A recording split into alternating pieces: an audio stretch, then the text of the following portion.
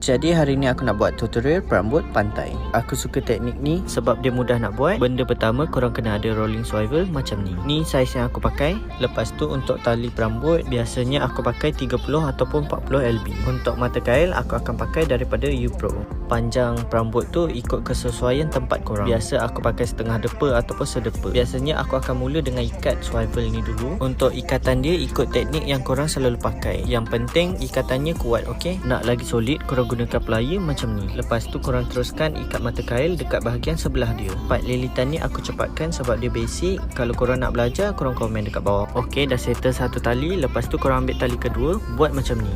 Ni cara aku guna untuk letak batu ladung dan dapat jimatkan kili korang. Korang kena buat loop macam ni tapi besar sikit tau, sebab korang nak masuk batu ladung nanti. Dah jadi macam ni, korang tarik bagi ketat.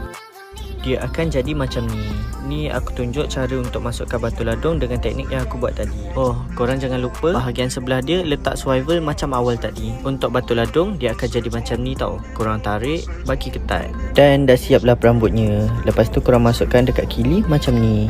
Jadi inilah function aku suruh korang ikat rolling swivel awal tadi untuk memudahkan korang masuk dekat kili tu. By the way, sebelum korang ikat tali perambut tu, make sure tali perambut tu okey, tak bengkak-bengkok macam yang aku buat ni. Aku ada satu teknik untuk luruskan tali perambut. Korang